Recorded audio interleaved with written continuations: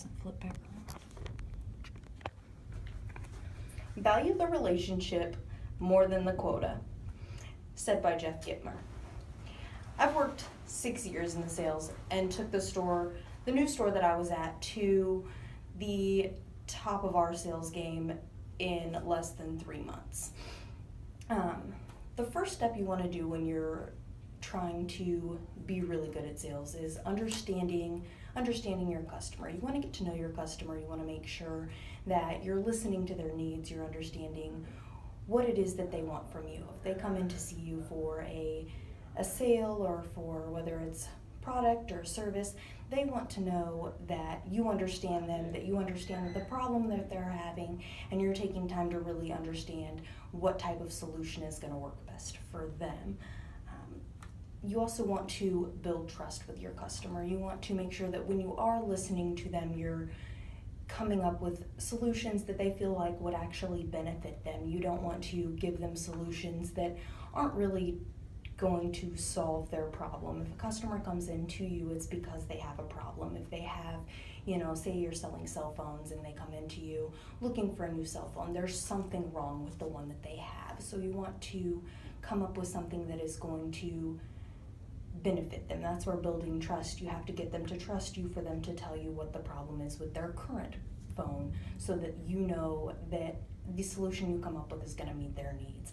If your customer trusts you, they're really going to be willing to give you every bit of detail that they can, so that they know that the solution you're giving them does help.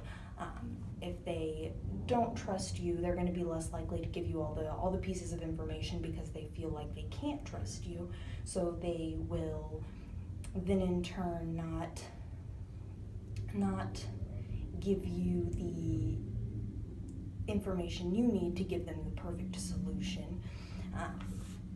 The last thing is, you want to be an expert on either your products or the solutions that you're offering to your customers. If you aren't an expert on your products, then when the customers are asking you questions about it and they're coming up with ideas that they really think that you should be able to answer, and if you can't answer those questions, then that goes back to the second step of losing that trust with you. If they don't feel that you know your product or your solutions, they're not gonna have any trust for you. So you definitely want to make sure that you are an expert. If you are, back to selling those phones, if you have a customer ask you about a phone and you can't answer how many, megapixels the camera is, if you can't answer how much memory it has, they're gonna obviously think that you didn't even listen to their problem, their needs, and find out their solution for you.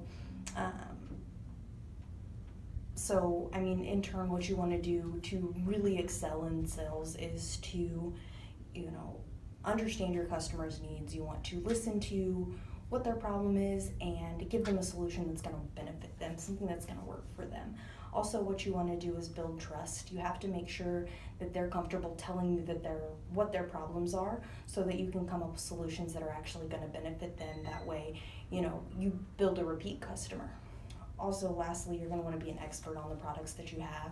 You're going to want to know the inner workings of anything that you're selling. If you don't know every detail about a phone that you're selling, or every detail about a lease that you're putting something on, something like that, they're not going to trust you any longer if they ask you questions and you don't have the answers to them. But you also want to make sure that, it's okay, sometimes I understand we don't always know all the answers to every question, but you want to make sure that if you don't know the answer to the question, instead of lying to them or telling them something, be like, hey, I'm not sure right now, let me go ahead and find that answer for you, and I'll get back to you with it. So in conclusion, what I want you to be able to do is take this information and use it to exceed in sales. Make yourself better at them from these 3 simple steps. Mary Kay Ash quit her job in 1963 because of a man that she trained was promoted and making higher than she was being paid. She now went on to make a very large makeup empire known as Mary Kay Cosmetics. So, just following these simple steps and being really good at sales is one way that you can make sure that, you're gonna be top of your game when it comes to it.